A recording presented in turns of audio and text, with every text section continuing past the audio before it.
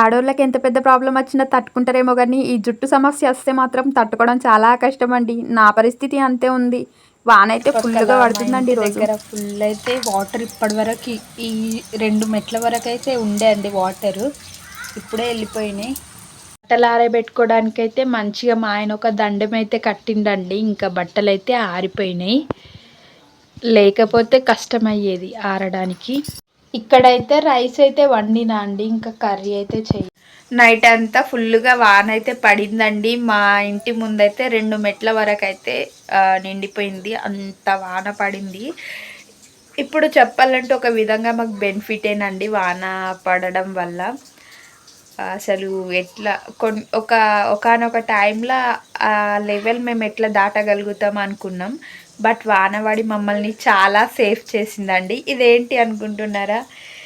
Monkey టోపీ అయితే పెట్టుకున్నాండి. కుళ్ళ బాగా చలేస్తుంది. చల్లగా ఈదురుగాలు వస్తున్నాయి. ఇప్పటి వరకు బయట అయితే బోళ్ళు తోమేసిన, ఇంకా వాటర్ పట్టేసి రైస్ కడిగి అయితే పెట్టిన. రైస్ అయితే అయ్యింది. ఇప్పుడు నెక్స్ట్ అయితే కర్రీ చేస్తా అండి. కర్రీ సింపుల్గా పప్పు చేసేద్దాం అనుకుంటున్నా. ఎందుకంటే వెదర్ చాలా కూల్గా ఉంది. ఎక్కువసేపు ఇట్లా ఖాళీగా ఉండడం, ఖాళీగా మీన్స్ అంటే ఎక్కువసేపు వర్క్ చేసుకుంటూ అయితే ఉండలేం వాటర్లో, అంత వెదర్ కూల్గా ఉంది. ఇంకా అందుకని చెప్పేసి తొందరగా వంట అయితే ఫినిష్ చేసేసి కొంచెం ఏదైనా బ్రేక్ఫాస్ట్ లాగా చేసేసి తర్వాత ఇక కొంచెం స్లీప్, ఇంకేం పని లేదు ఇప్పుడు. ఈ మంకీ టోపీ పెట్టుకోవడం ఏంటో కానీ హెయిర్ లేనట్టు అనిపిస్తుందండి. హెయిర్ లేకపోవడం వల్ల మంకీ టోపీ పెట్టుకున్నానేమో అన్నట్టు అనిపించింది ఇప్పటి వరకు. నా హెయిర్ చూడండి ఎంత సన్నగా అయిపోతుందో. ఎవరికన్నా ఆయిల్ పెట్టుకుంటే హెయిర్ బాగుంటుంది. నాకేంటో ఆయిల్ పెట్టుకుంటే హెయిర్ అంతా ఊడిపోయి సన్నగా అవుతుందండి. ఎందుకు అట్లా అంటారు మరీ? చాలా అంటే చాలా సన్నగా అయిపోయింది. ఫుల్ హెయిర్ ఊడిపోతుంది.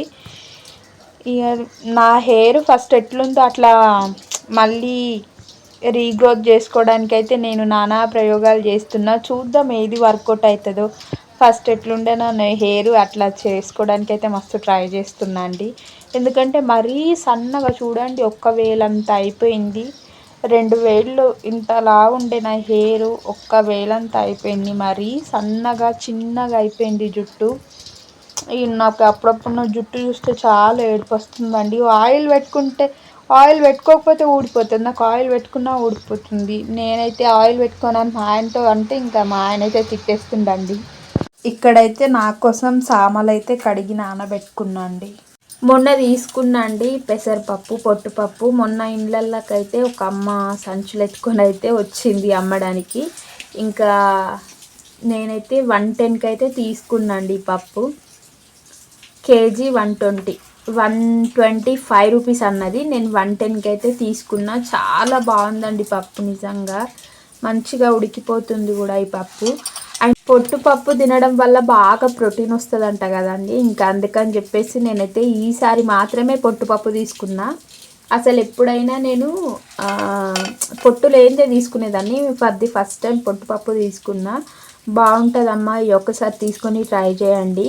మళ్ళీ వచ్చినప్పుడు మీరే ఆపి తీసుకుంటారా అని చెప్పేసి అయితే అన్నది. కానీ ఇంకా ప్యాకెట్లో తీసుకుంటే కేజీ కొంచెం తక్కువ వచ్చేది. ఇదైతే మంచిగానే వచ్చింది. అంటే బాగానే వెయిట్ కూడా వచ్చింది. క్వాంటిటీ కూడా మంచిగానే జోకింది ఆమె. అంటే ఇక ఇండ్లలో తీసుకునేటోళ్ళు ఏంటంటే కొంచెం ఎక్కువ వేస్తారు. ఇంకా షాప్లలో అయితే ఆల్రెడీ కట్టేసి పెడతారు కాబట్టి ఇంకా వాళ్ళు కేజీ అని చెప్పగానే ఇంకా మనం తీసుకొని రావడం అంతే ఉంటుంది. ఇప్పుడైతే ఇంకా పప్పు వండడానికి అయితే కొద్ది పప్పు అయితే తీసుకున్నా. ఇది ఎంత అవుతుందో ఇంకా చూడాలి. మంచిగానే ఉడికి బాగా చిక్కగా అవుతుంది పప్పు అయితే. 4 విజిల్లు పెట్టే వరకు అయితే పప్పు చూడండి ఎంత మెత్తగా ఉడికిపోయిందో. చాలా మెత్తగా ఉడికిపోయింది. ఇంకా దీన్ని అయితే పోపు వేసుకుందామండి. ఇప్పుడు వాన అయితే తగ్గిపోయింది ఇప్పుడే. ఇంకా నేను కూడా ఫ్రెష్ అప్ అయిపోయినా ఇప్పుడే. ఇక ఫుల్గా ఆకలిస్తుంది. రైస్ అయితే పెట్టుకోవాలండి. ఈరోజు అయితే నేను సామల అన్నం అయితే వండుకుంటున్నా. ఫర్ ది ఫస్ట్ టైం సామల అన్నం ఎట్లుంటుందో కూడా తెలియదు. ఈరోజు నేను టేస్ట్ చేయబోతున్నా రైస్. ఆల్రెడీ నేనైతే ఈ సామలు అయితే కడిగేసి నానబెట్టానండి. ఒక 3-4 అవర్స్ అయితే నానబెట్టాలంట. ఇంకా నానబెట్టి వండుకోవాలన్నమాట. అందుకని ఇంకా నానబెట్టేసాను. గ్యాస్ కూడా వెలిగించేసాను. ఇంకా రైస్ అయితే ఉడికిపోతుంది. ఇక ఎట్లయితుందో ఈరోజే చూడాలి. సామల అన్నం అయితే ఎట్లయిందో చూద్దాం. మాడు స్మెల్ వస్తుంది. కలిపేద్దాం ఒకసారి. రెడీ అయిపోయినట్టుంది రైస్. చూడండి చాలా బాగుంది. ఉప్మా లాగా అయితే అయ్యిందండి, దొడ్డు రవ్వ ఉప్మా లాగా అయ్యింది. నిజంగా ఇట్లా అవుతుంది అనుకోలేను. సూపర్ అయింది. ఇంకా తినేద్దాం. చూడండి, ఇది దొడ్డు రవ్వ ఉప్మా లాగైతే ఉంది. నేనైతే రైస్ తక్కువగా కర్రీ ఎక్కువగా అయితే తింటా అండి. ఇదే మన ఆఫ్టర్నూన్ లంచ్ ఈరోజు అయితే. టేస్ట్ చేద్దాం ఎట్లుందో చూద్దాం. వేడిగా అయితే ఉందండి, కొద్దిగా కలుపుకొని తిందాం. ఫస్ట్ అయితే టేస్ట్ చేద్దాం ఎట్లుందో. ఇప్పుడైతే మన సామల అన్నం టేస్ట్ చేద్దాం.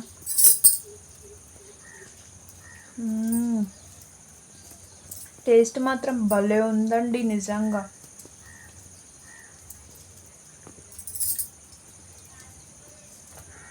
టేస్ట్ బాగుంది.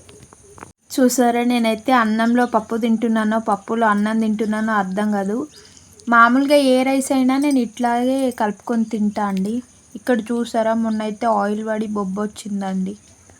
ఫైనల్ టచ్లో ఇట్లా గడ్డ పెరుగు వేసుకొని తింటే ఉంది అసలు ఈ సామలన్నంలో భలే టేస్ట్ ఉందండి. సగం తినేసాక గుర్తుకొచ్చింది వీడియో తీయాలని చెప్పి, అందుకే లాస్ట్లో కొద్దిగా ఉన్నప్పుడే తీస్తున్నా. నిజంగా అండి సూపర్ టేస్ట్ ఉంది సామలన్నం విత్ పెరుగు.